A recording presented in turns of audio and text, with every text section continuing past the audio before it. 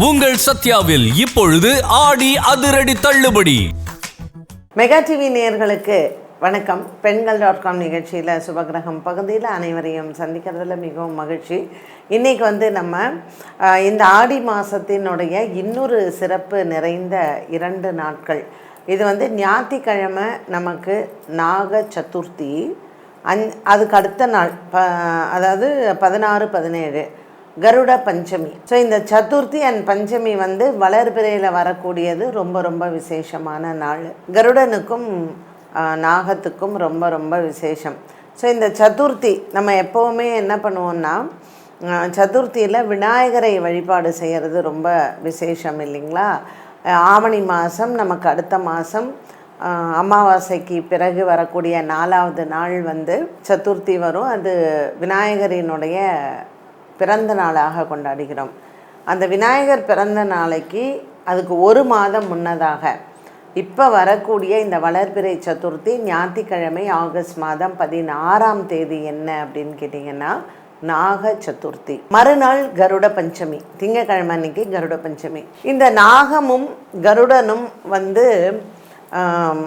அக்கா தங்கச்சிங்க பெத்த பிள்ளைகள், பெரியம்மா சித்தி பிள்ளைங்கன்னு நம்ம சொல்லுவோம் இல்லையா? அந்த மாதிரி இந்த நாக சதுர்த்தியில் நம்ம சர்ப்பங்களுக்கு இந்த மாதம் ஆடி மாதம் முழுவதுமே நமக்கு சர்ப்பங்களையும் நம்ம ரொம்ப கொண்டாடக்கூடிய ஒரு மாதம்தான்.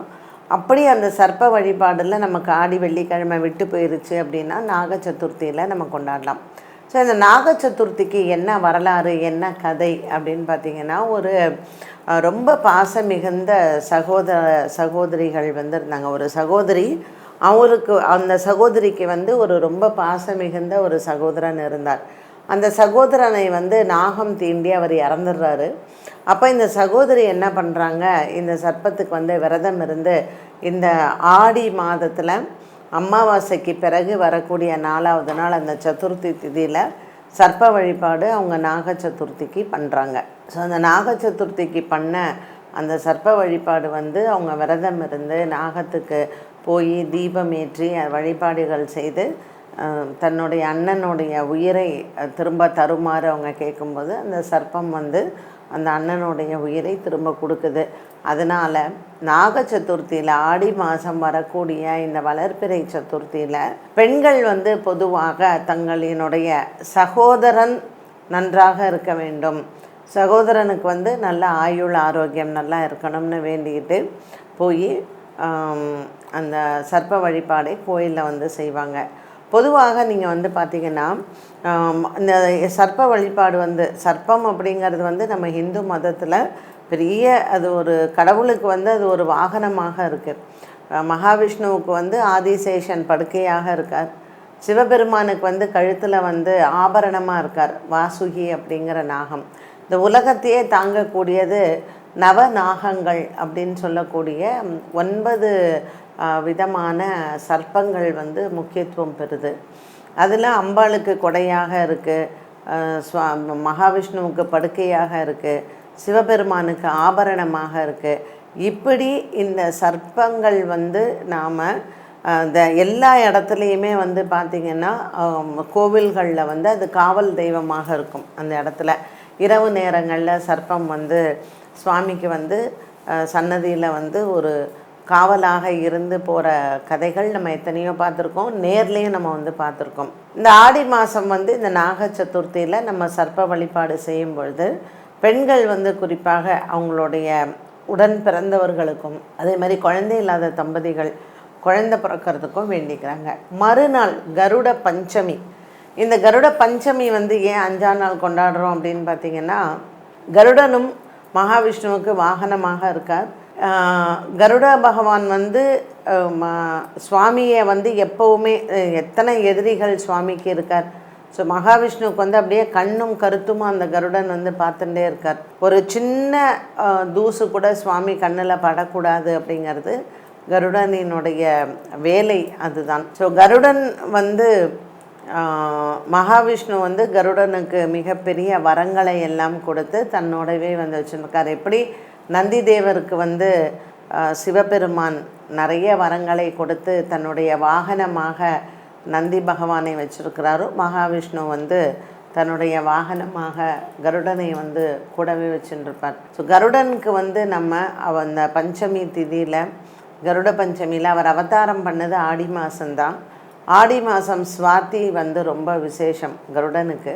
இந்த நாக சதுர்த்திக்கு மறுநாள் இந்த கருட பஞ்சமியில் கருடனுக்கு போய் விளக்கேற்றி சர்க்கரை பொங்கல் நைவேத்தியம் செய்து அவரை வழிபட்டால் நமக்கு சத்ருக்கள் இல்லாமல் அவர் பார்த்துப்பார். நம்மளை சுற்றி எத்தனை விதமான எதிரிகள் இருந்தாலும் கருடன் வந்து அதை ஒரு நிமிஷமாக அவங்கள வந்து பொடி பொடியாக்கிடுவார். கடன் தொல்லைகள் இருக்கிறவங்க, உங்களுடைய கடனை வந்து நீங்கள் மீண்டும் பெற வேண்டும், நம்மளுடைய அதாவது நிறைய பண கஷ்டத்தில் இருக்கும், இதுலேருந்து எனக்கு வெளியில் வரவே தெரில, எந்த ப்ராப்ளம் இருந்தாலும் எனக்கு நைட்டு தூக்கமே வரல, இந்த பிரச்சனையை நான் எப்படி தீர்க்க போகிறேன்னு தெரியல அப்படின்னு மனசு நொந்து போய் வேதனையோடு இருக்கிறவங்க கருடனை போய் வணங்குங்க.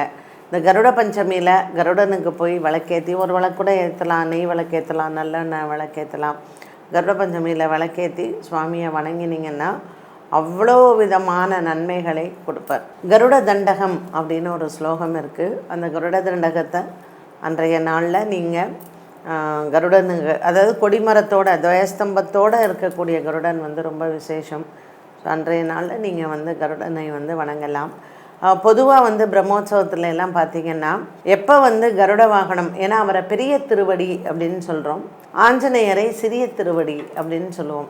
ஸோ வைணவ திருத்தலங்களில் திருமலா எந்த ஒரு கோவிலுக்கு நீங்கள் போனாலும் பிரம்மோற்சவம் நடக்கிறது அப்படின்னா கார்த்தால பெருமாள் வந்து கருட வாகனத்தில் போனார் அப்படின்னா சாயங்காலம் பெருமாள் வந்து ஹனுமந்த வாகனத்தில் போவார். ஸோ ரெண்டுமே பெருமாளுக்கு வந்து ரொம்ப உகந்த வாகனங்கள், கருட வாகனமும் இதுவும். நிறைய ஆழ்வார்கள் எல்லாம் பாடின ஸ்தலங்கள் எல்லாம் பார்த்திங்கன்னா கருடனுக்கு பெருமை கொடுக்கக்கூடிய ஒரு ஸ்தலம் அப்படிங்கிறது நாச்சியார் கோவில். அந்த நாச்சியார் கோவிலில் கல் கருடனாக பெருமாள் வந்து மூலவராகவும் உற்சவராகவும் அந்த இடத்துல இருக்கார்.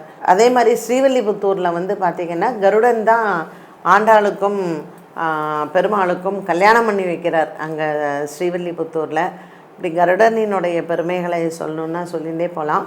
கருடன் கூட பிறந்தவர் வந்து ஒரு பிரதர், அவருக்கு பெயர் வந்து அருணன் அப்படின்னு பேர், கருடனினுடைய சகோதரன்.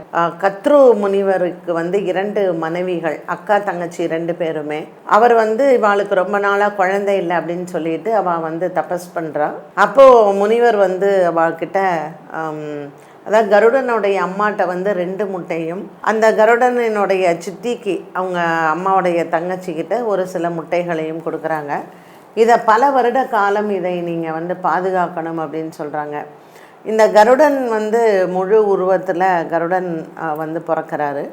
அவரோட கூட இருந்த இன்னொரு முட்டையை அந்த காலத்துக்கு முன்னாடி அவசரப்பட்டு அந்த அம்மா வந்து அந்த முட்டையை உடைச்சிடுறாங்க. அப்போ உடைக்கும் பொழுது அரூபமாக ஒரு குழந்தை பிறக்கிறது, அதுதான் அருணன் அப்படின்னு பேர். ரொம்ப தன்னுடைய உருவத்தை பார்த்து அவர் ரொம்ப மனசு நொந்து போய் எல்லாருமே அவரை ஒதுக்கி வைக்கிறாங்க. சிவனை அவர் தபஸ் பண்ணுறார். அப்போ சிவன் வந்து அவருக்கு, உனக்கு உலகத்திலே நான் உனக்கு ஒரு பெரிய பதவியை கொடுக்குறேன் அப்படின்னு சொல்லி சூரிய பகவானுக்கு தேரோட்டியாக அருணனை வந்து அவர் வந்து நியமனம் பண்ணுறார்.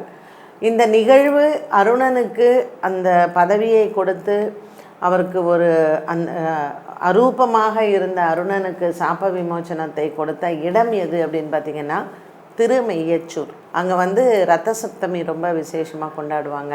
ஸோ இப்படி நம்ம புராணங்கள் எடுக்கும் பொழுது அப்போ அக்காவுக்கும் தங்கச்சிக்கும் இந்த நாகங்களினுடைய அம்மா இருக்கா இல்லையா, அவள் வந்து கருடனுடைய அம்மாவை வந்து தன் வசப்படுத்தி அடிமையாக வச்சிருக்கிறா.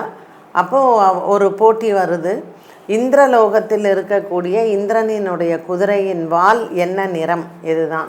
அப்போ இவ என்ன பண்ணுறா, அந்த கருப்பு பாம்புகளை வந்து வாலில் வந்து சுற்றிக்கோங்க அப்படின்னு சொல்லிட்டு கருடனோட அம்மா சொல்கிறா அது வெண்மை நிறம்னு. இவ சொல்கிறா இல்லை இது வந்து கருமை நிறம் அப்படின்னு.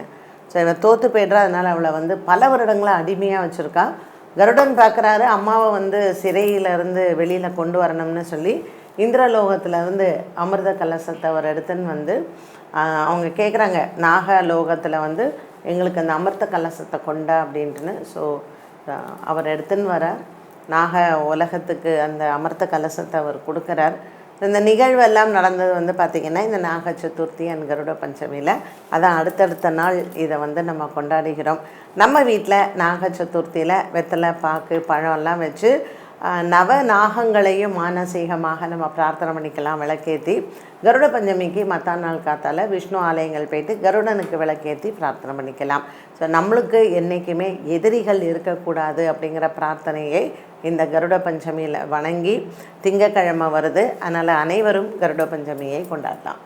என்ன நேயர்களே, இன்றைய பதிவில் ஆகஸ்ட் 16ஆம் தேதி நாக சதுர்த்தி மற்றும் 17ஆம் தேதி திங்கட்கிழமை அன்று வரக்கூடிய கருட பஞ்சமி, இந்த பண்டிகைகளை கொண்டாடக்கூடிய விதத்தை நம்ம தெரிஞ்சுக்கிட்டோம். மீண்டும் உங்களை சந்திக்கும் வரை நன்றி, வணக்கம். உங்கள் சத்யாவில் இப்பொழுது ஆடி அதிரடி தள்ளுபடி.